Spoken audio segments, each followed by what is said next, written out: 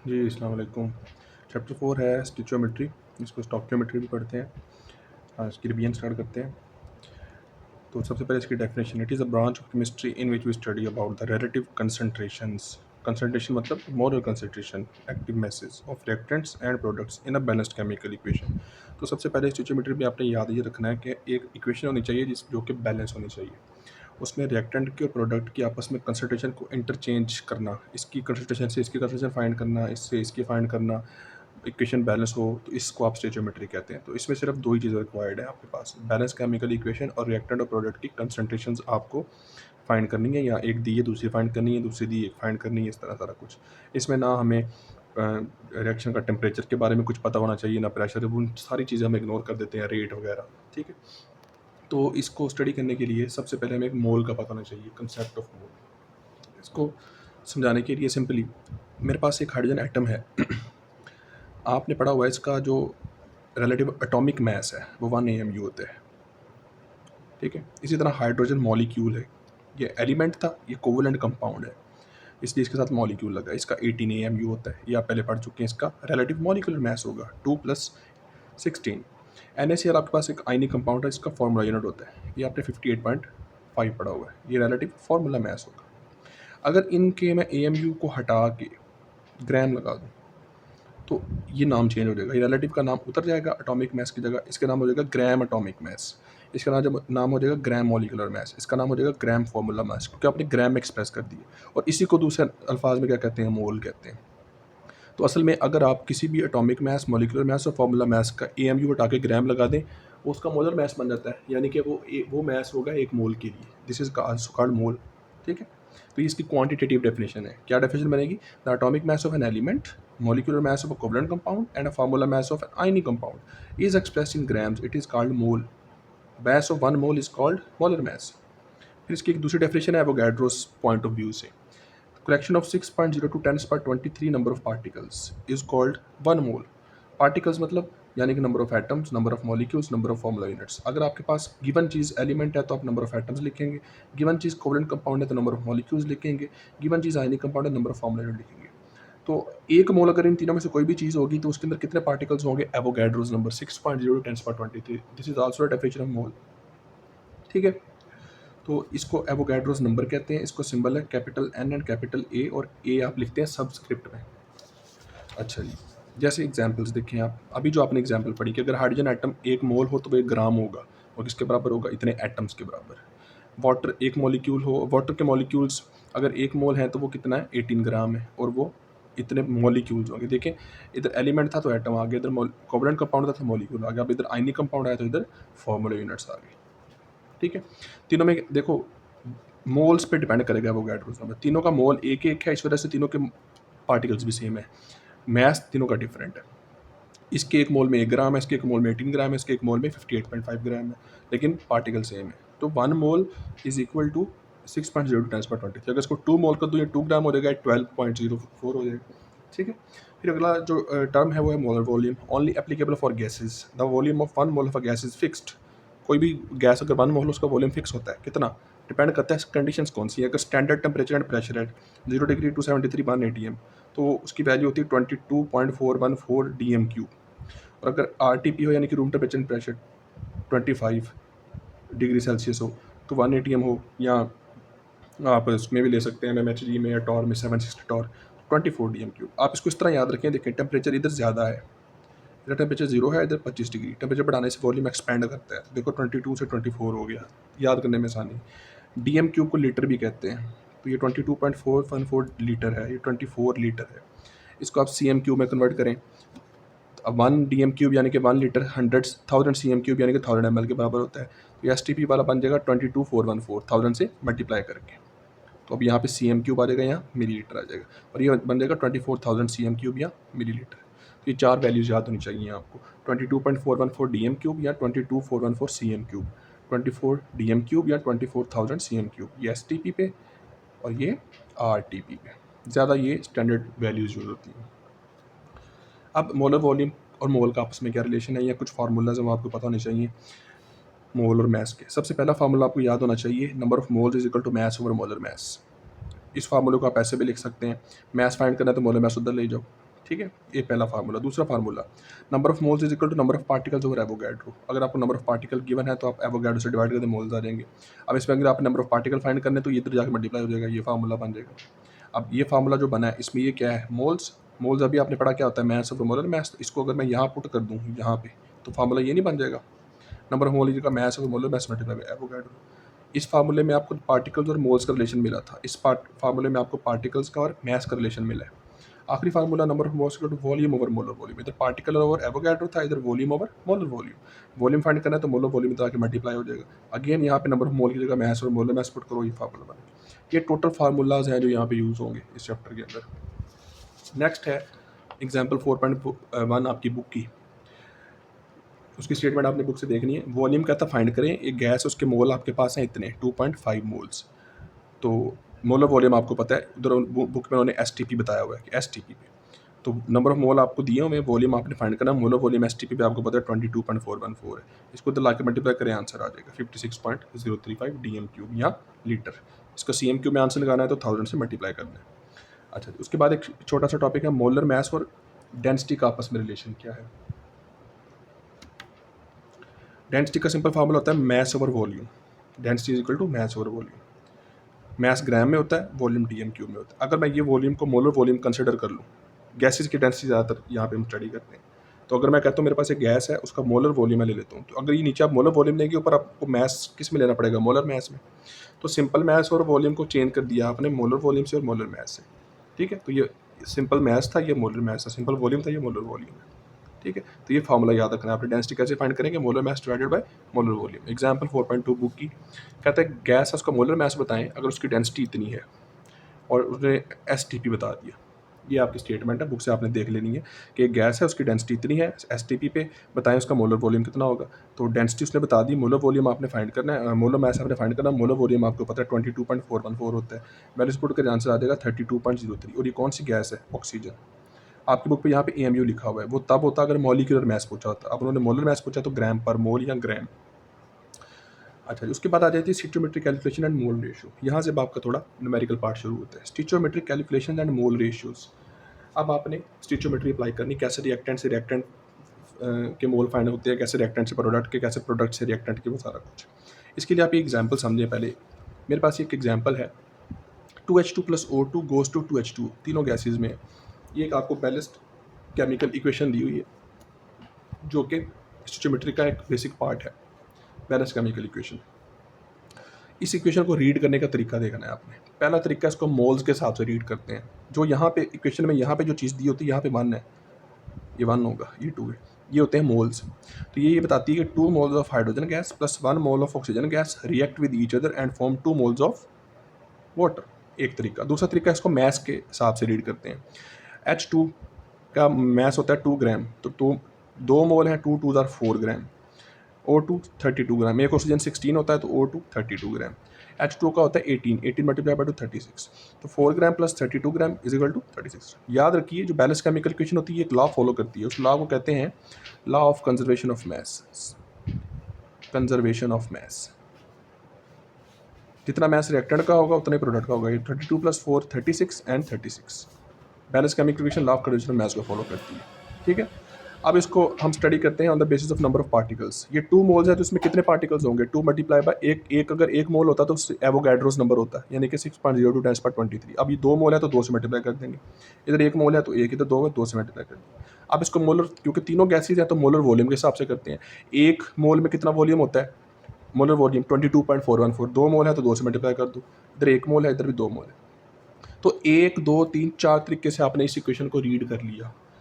स्टिचोमेट्री ये कहती है कि आप इस मोल को इसमें कन्वर्ट कर सकते हैं। अगर आप मैं ये ना दूं तो इससे आप ये फाइंड कर सकते हैं, इस मोल से आप ये मास फाइंड कर सकते हैं, इस मैस से आप ये एवोगैड्रो फाइंड कर सकते हैं, एवोगैड्रो से। मतलब ये सारी चीज़ें एक दूसरे के अंदर इंटर कन्वर्टेबल हैं थ्रू स्टिचोमेट्री, ठीक है। तो इधर कुछ एक शॉर्ट क्वेश्चन आता होता है, आपकी बुक पे भी होगा, but are the basic assumptions of stoichiometry, ठीक है। पहली, law of conservation of mass should be followed, catalyst ignored, temperature and pressure of reaction is ignored, purity of chemical is ignored. हमें नहीं पता कि केमिकल प्योर है impure, हम सिर्फ ये कंसिडर कर रहे हैं, फर्ज कर रहे हैं कि ये प्योर है, और हम सिर्फ कैलकुलेशन कर रहे हैं। एग्जाम्पल 4.3, अब ये पहली एग्जाम्पल है जिसमें हम स्टिचोमेट्री अप्लाई करेंगे। एग्जाम्पल 4.3 में वो क्या कहता है कि आपके पास स्टेटमेंट आपकी बुक में दी होगी कि मैग्नीशियम दिया होगा 100 ग्राम, ये पूरी क्वेश्चन दी होगी और वो कहेगा जी आप हाइड्रोजन का वॉल्यूम फाइंड करें। तो आपने स्टेटमेंट पढ़ के पहले इस तरह इक्वेशन लिख लेनी है, जो चीज़ गिवन है जो चीज़ फाइंड करनी है उसको ऐसे एरो लगा के नीचे लिख लेना है। क्वेश्चन में बैलेंस केमिकल इक्वेशन आपको दी हुई है, ना भी दी हुई तो आप खुद कर सकते हैं। मैग्नीशियम HCl से रेड करके MgCl2 बनाता है और H2 बनाता है, ये बैलेंस केमिकल इक्वेशन हो जाएगी, यहाँ पे 2 लगा देंगे आप। कहता है 100 ग्राम ये है और बताएं इसका वॉल्यूम कितना होगा। देखो एक का मैस दे दिया, दूसरे का वॉल्यूम पूछा है, मैस वॉल्यूम रिलेशनशिप है। तो अब जो चीज़ें आपको गिवन नहीं है ना, ये आपने इनको देखना भी नहीं है, आपके काम की। अब ये मैग्नीशियम है और हाइड्रोजन है। याद रखिएगा जो भी चीज़ आपको यहाँ पे गिवन होगी, जो भी चीज़ गिवन होगी आगे इस पूरे एक चैप्टर में यही काम यूज़ होगा, उसको आपने मोल में कन्वर्ट कर लेना है। अब अगर तो यहाँ पे मोल होता है वेल एंड गुड, अब यहाँ पे क्या दिया हुआ है, मैस दिया हुआ है, तो आप इसको पहले मोल में कन्वर्ट करें। आपने एक फार्मूला पढ़ा थोड़ी देर पहले, कौन सा, number of moles is equal to mass over molar mass, ये फार्मूला आपने पढ़ा, ये देखें, number of moles is equal to mass over molar mass. तो आप ये फार्मूला यूज़ करके इसको कन्वर्ट कर सकते हैं। तो सबसे पहले तो हमने इसको मोल्स में कन्वर्ट किया, mass over molar mass. Mass दिया हुआ है 100, मैग्नीशियम का मोलर मैस होता है 24, ये आंसर आ गया 4.17। ये हो गया पहला स्टेप। कोई भी स्टिचिबिलिटी का क्वेश्चन आ रही है, यही स्टेप फॉलो करने हैं। पहले इक्वेशन लिखनी है, नीचे लिख लेना क्या चीज़ गिवन है और कौन सी चीज़ फाइंड करनी है। जो चीज़ गिवन है अगर तो वो मोल्स में है तो गुड, अगर नहीं है तो उसको मोल में कन्वर्ट कर लेना। कर लिया, अब अगला स्टेप सुनो।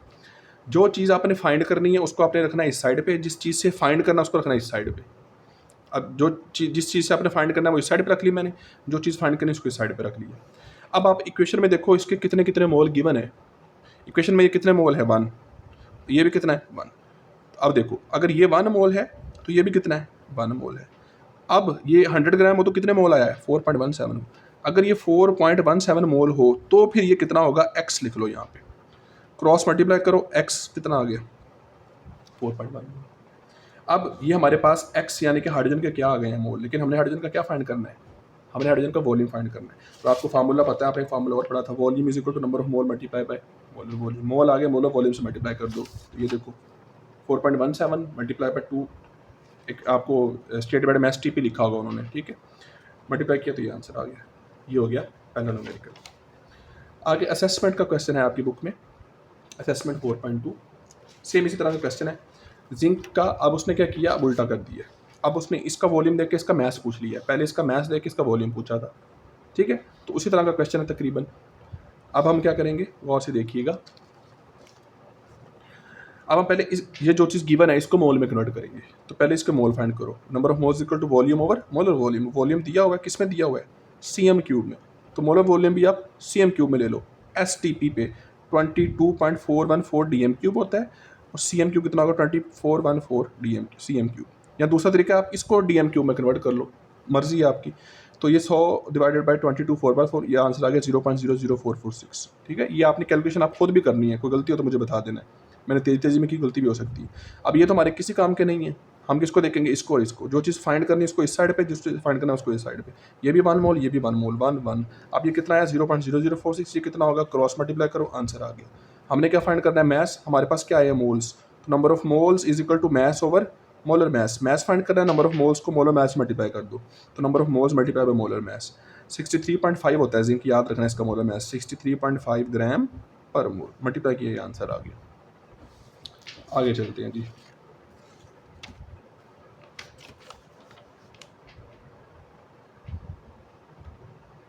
उसके बाद है आपके पास एग्जाम्पल 4.5 बुक की। कहता जी आपके पास मैग्नीशियम है 4 मोल, मुझे बताएं ऑक्सीजन कितने मोल होगा और मैग्नीशियम ऑक्साइड कितने मोल होगा। एक चीज़ देके दो चीज़ें पूछ ली हैं। अब हम दोनों को बारी बारी अलग अलग फाइंड करेंगे। अब देखो पहला स्टेप तो हमारा क्लियर हो गया।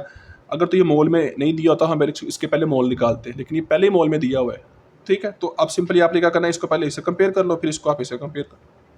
तो पहले इन दोनों को कंपेयर करते हैं। जो चीज़ फाइंड करनी है वो इस साइड पे, यहाँ पहले इन दोनों को कर लेते हैं। चलो, जो चीज़ फाइंड करनी है वो इस साइड पे और जिस चीज़ से फाइंड करनी है वो इस साइड पे। लिख लिया दोनों।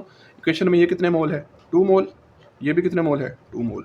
अब ये कितना है 4 मोल, तो ये कितना होगा, क्रॉस मल्टीप्लाई किया, आंसर कितना आ गया 4 मोल। मोल ही फाइंड करने थे, आंसर आ गया। अब आप इन दोनों को कंपेयर करो। इक्वेशन में इधर लिख लिया Mg, इधर लिख दिया O2। इक्वेशन में ये 2 मोल है और ये कितना है 1 मोल। अब ये 4 मोल है तो ये कितना होगा, क्रॉस मल्टीप्लाई करो, आंसर आ गया आपके पास 2 मोल। एग्जाम्पल 4.6 कहता जी आपके पास KClO3 है 25 ग्राम, तो आप ऑक्सीजन बताएं कि उसके मोल कितने होंगे, उसका मैस कितना होगा। तो सबसे पहले तो इसको किस में कन्वर्ट करेंगे, मोल में। पोटाशियम होता है 39, Cl होता है 35.5, ऑक्सीजन होता है 16 मल्टीप्लाई बाई 3। इन तीनों को जमा करो, ये आंसर आएगा 122.5 ग्राम पर मोल। तो मैस ओवर मोलर मैस कितना आ गया, 0.204 मोल। अब हम पहले इसको, ये तो हमारे किसी काम का नहीं, इसको इससे कंपेयर करेंगे। इधर लिखो KClO3, इधर लिखो O2। ये जो 2-3 लिखा हुआ है ना, ये आपने इधर नहीं लिखना, नीचे लिखना है, ठीक है। इक्वेशन में ये 2 मोल है, इक्वेशन में ये 3 मोल है। अब ये कितना आया, 0.204 मोल। तो ये कितना होगा, क्रॉस मल्टीप्लाई कर दो।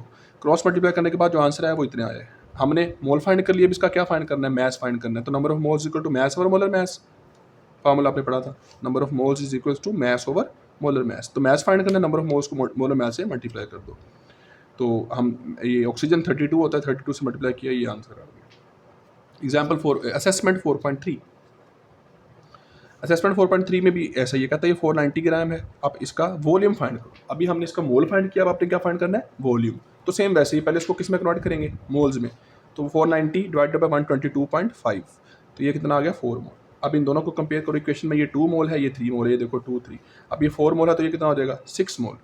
तो मोल आ गया, आपने वॉल्यूम फाइंड करना है, तो मोल वॉल्यूम से मल्टीप्लाई कर दें, STP। आगे चलते हैं जी, नंबर ऑफ मॉलिक्यूल्स।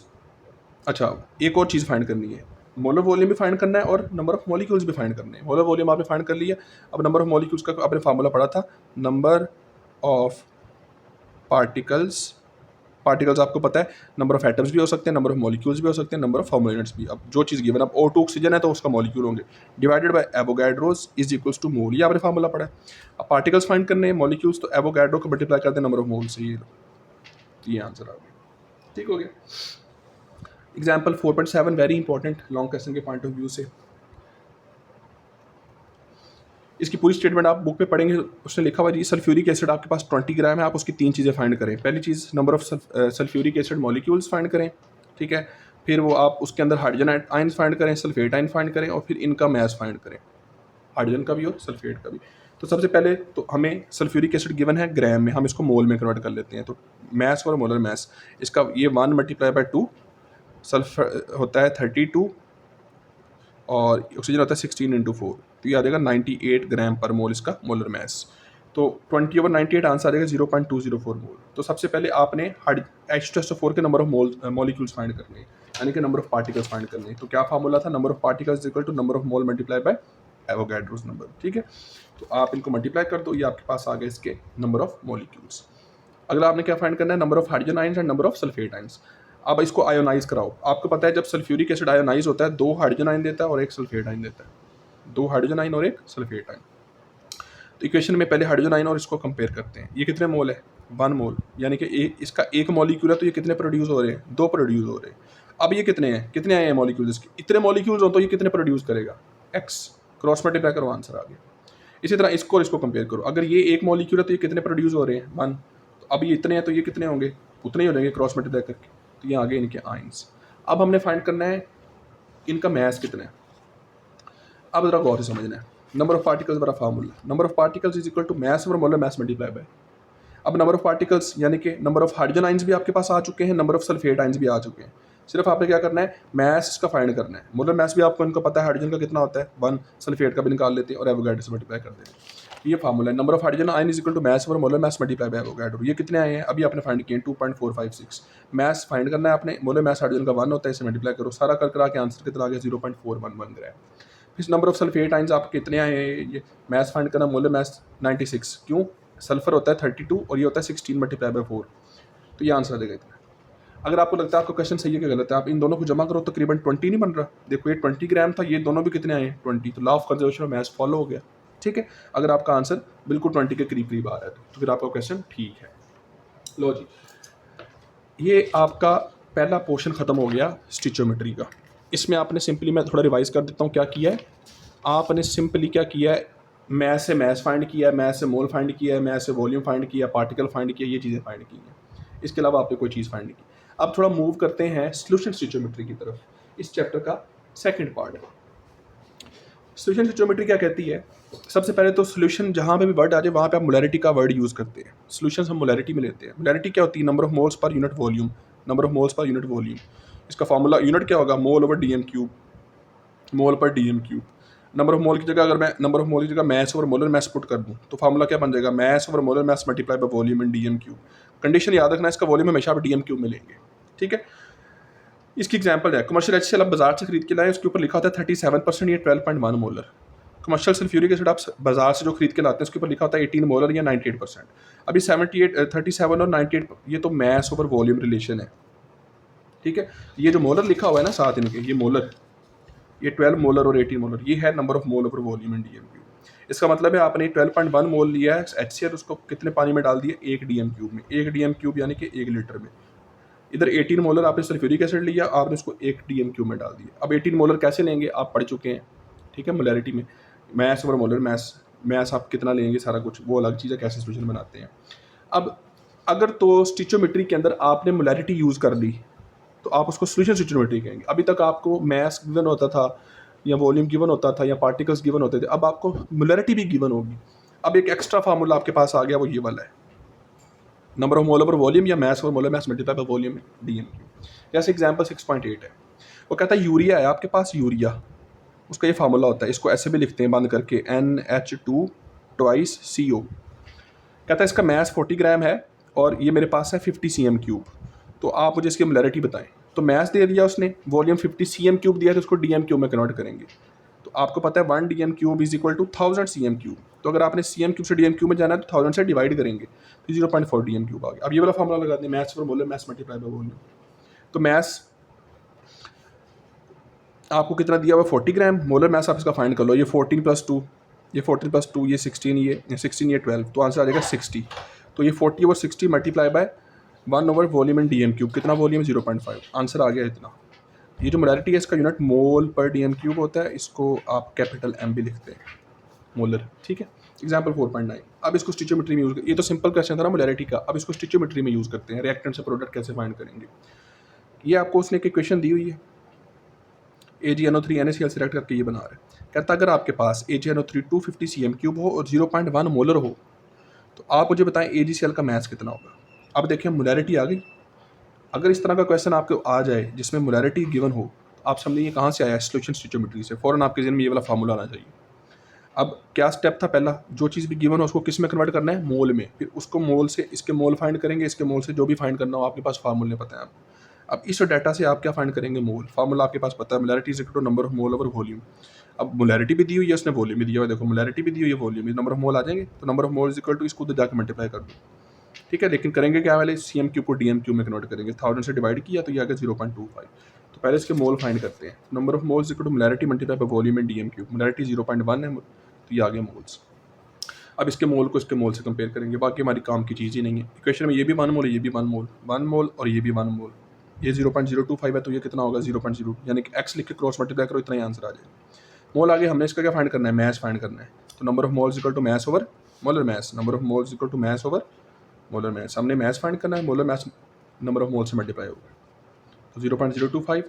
AgCl का मोलर मैस आप फाइंड करें, Ag ये होता है 108, ये होता है 35.5, तो आ जाएगा 143.5, 3.59 ग्राम इसका आंसर आ गया। तो अब इस क्वेश्चन में चूंकि स्टिचोमेट्री इन्वॉल्व थी तो आप इसको कहेंगे सोल्यूशन स्टिचोमेट्री का क्वेश्चन था। और भी करते हैं इसका। अच्छा, फिर इसका एक और फार्मूला भी है, ये आप अगर आपको दो चीज़ें गिवन हो, इससे ये फाइंड करना हो तो एक को आप M1 V1 is equal to N1 कह लेंगे, एक को M2 V2, molarity volume, N क्या होता है, नंबर ऑफ मोल्स है, ठीक है। तो ये फाइंड कर लें। जैसे एग्जांपल 4.10 है, कहता है आपके पास Na2, ये एक रिएक्शन है, इसकी मोलैरिटी है 0.5, इसका वॉल्यूम फाइंड करना है, इसके नंबर ऑफ मोल इक्वेशन में 1 है, तो इसको मैं 111 कह लेता हूँ। ये मोलैरिटी, ये BeCl2 है, इसकी मोलैरिटी इतनी है, इसका वॉल्यूम इतना है, इसके नंबर ऑफ मोल यहाँ पे 1 है, तो इसको M2 V2 N2 कह लेता हूँ। तब आप ये फार्मूला लगाओ, V1 आपने फाइंड करना है। अब इसमें आपको डीएम क्यू को CM क्यू में कन्वर्ट करने की जरूरत भी नहीं है क्योंकि ये रेशो है, रेशो में जरूरत नहीं पड़ती। तो डीएम क्यू में लेंगे तो डीएम क्यू में आंसर आ जाएगा, CM क्यू में लेंगे तो CM क्यू में आंसर आ जाएगा। सारी वैल्यूज पुट करी तो आंसर आ गया। तो अगर आपको इस तरह का क्वेश्चन है जिसमें दो मोलैरिटीज गिवन हो तो उसमें आपने एक को M1 ले लेना है, दूसरे को M2 ले लेना है, बाकी जो चीज़ें हैं उनके साथ भी 1 लगा दें। तो ये दूसरी तरह का क्वेश्चन है, ये आपके प्रैक्टिकल का पार्ट भी होगा सेकेंड ईयर में। उसके बाद असेसमेंट है 4.4, एक क्वेश्चन है लंबा चौड़ा दिया हुआ है उन्होंने, उसके 3 पार्ट हैं। कहता है आप मोलैरिटी फाइंड करें, मोलैरिटी किसकी, KClO3 की। KClO3 का आप मोलर मैस फाइंड कर लीजिए, 39 होता है, 35.5, ये 3 × 16, ये उतना ही आ जाएगा जितना हम पहले फाइंड किया, 122.5। अब उसमें पहले पार्ट में कहता है अगर आपके पास KClO3 1.5 मोल है और इतना वॉल्यूम है तो आप उसका मुझे मोलैरिटी बताएं। मोल भी दे दिया, वॉल्यूम भी दे दिया, तो number of molarity is equal to number of mole over volume in DM cube. तो नंबर ऑफ मोल दिए, सिर्फ अपने वॉल्यूम को DM क्यूब में कन्वर्ट करना है। 250 है तो 1000 से डिवाइड कर दें, 0.25 आ जाएगा, तो ये आंसर आ गया। दूसरे में कहता है कि आपके पास KClO3 इतने ग्राम है और वॉल्यूम इतने, अब आप इसकी मोलैरिटी फाइंड करें। तो अब फार्मूला लगेगा molarity is equal to mass over molar mass into volume in DM cube.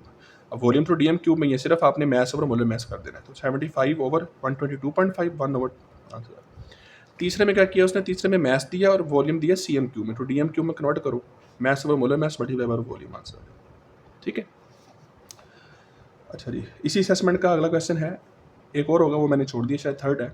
NaOH HCl NaCl और वाटर, इसका मैस फाइंड करना है। अगर इसकी इतने मोलर हो, इतना 40 CM क्यूब हो, तो इसको DM क्यूब में कन्वर्ट किया 0.04। क्वेश्चन स्टोइचियोमेट्री का है, क्यों? क्योंकि मोलैरिटी आ गई। पहले इस डाटा से इसके मोल फाइंड करेंगे, फिर इस मोल से इसके मोल फाइंड करेंगे, इसके मोल से इसका मैस फाइंड करेंगे।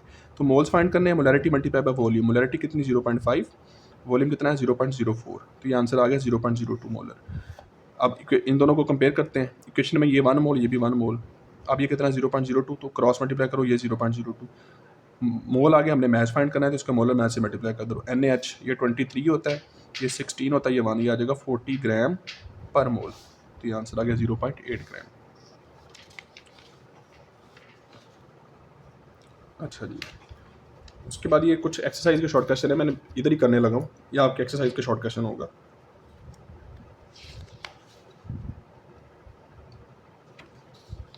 एक्सरसाइज में शॉर्ट क्वेश्चन हैं आपके 10, ये उनमें से कुछ हैं।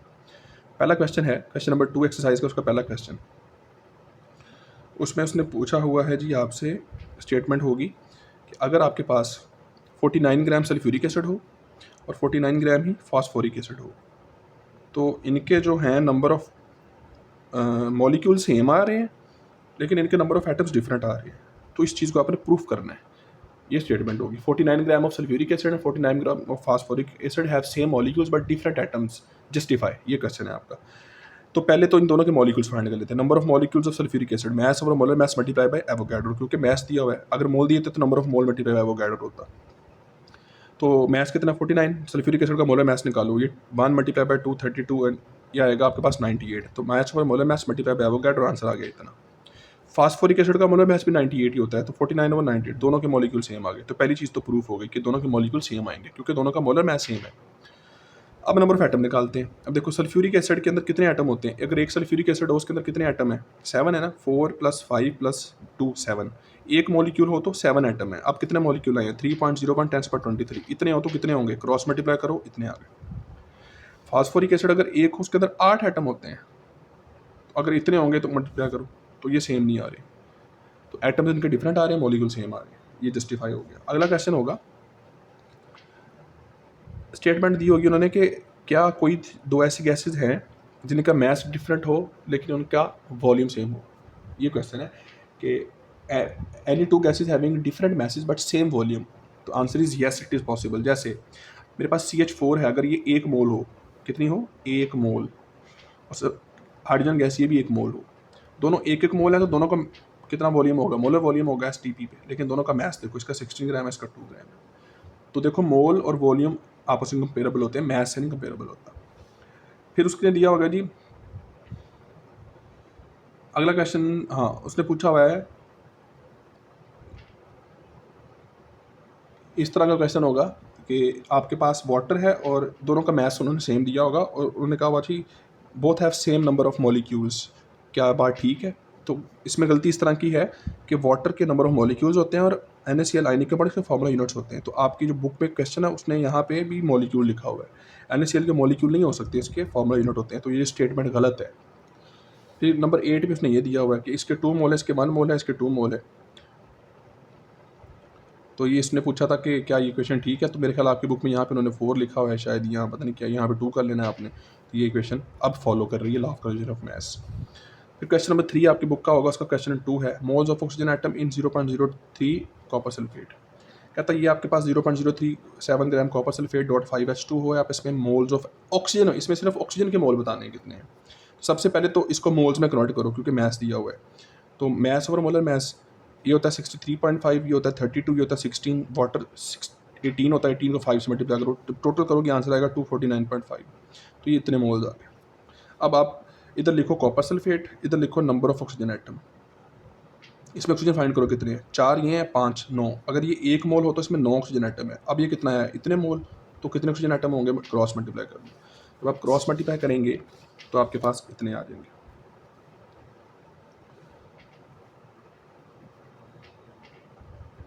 एक और तरीका भी फाइंड करने का, आपने मोल फाइंड किए, ठीक है, number of formula units find कर लिए। Number of formula unit find करने का क्या तरीका था, नंबर ऑफ पार्टिकल्स का number of moles multiply by Avogadro's. तो एवोगैड्रोस मल्टीप्लाई कितने आ गए। अब ऑक्सीजन आइटम फाइंड करने हैं तो 9 से मल्टीप्लाई करो, एग्जैक्ट ऑक्सीजन आइटम भी आपके पास आ जाएंगे। ये तो मैंने मोल फाइंड किए ना, मोल। ऑक्सीजन आइटम फाइंड करने हैं तो आप इसको भी आगे एवोगैड्रो से मल्टीप्लाई कर सकते हो, ठीक है। तो आंसर आ जाएगा आपके पास ये। उसके बाद है जी mass in gram of calcium nitrate having ions. Nitrate ions दे दिए हैं, नाइट्रेट आइन दिए हैं और कहता है कैल्शियम नाइट्रेट का मैथ बताओ। तो पहले इसकी इक्वेशन लिखते हैं, कैल्शियम नाइट्रेट, इसको आयनाइज करो, ये 2 इसके ऊपर चला जाएगा +2 और ये 1 इसके ऊपर आ जाएगा -1। तो ये है। अब ये उसने दिए आपको और इसका मैथ फाइंड कर दिया। तो ये सिंपल स्टिचोमेट्री है। पहले इसको मोल में फाइंड करेंगे, इसके मोल से इसके मोल फाइंड कर लेंगे। तो इसका मोल मैथ देखो 40 ये होता है, 28 ये होता है, 16 ये होता है। 3 2 6, 6 से मल्टीप्लाई करेंगे, इसको 2 से मल्टीप्लाई करेंगे तो 164 आ गया। तो पहले तो इसको मोल्स में फाइंड करो। Number of moles equal to number of particles over Avogadro's. कितने पार्टिकल्स हैं यानी आयंस हैं, इनको डिवाइड किया 0.03 मोल। अब इक्वेशन में ये 1 मोल है, ये भी 1 मोल है, तो ये 1 मोल, ये भी 1 मोल, ये 0.03 तो ये भी 0.03। हमने मैथ फाइंड करना है तो मल्टीप्लाई कर दो मोलर मैथ से, number of moles multiply by molar math, तो ये इतना आंसर आ जाएगा, ठीक है। ये आपका सेकेंड पोर्शन भी खत्म हो गया। उसके बाद आपका जो लास्ट पोर्शन है इस चैप्टर का वो है limiting and non limiting reactant. ये हम यहाँ तक आपका जो चीज़ें हैं वो आधा चैप्टर ख़त्म हो गया। अगली वीडियो में हम लिमिटिंग एंड नॉन लिमिटिंग पढ़ेंगे।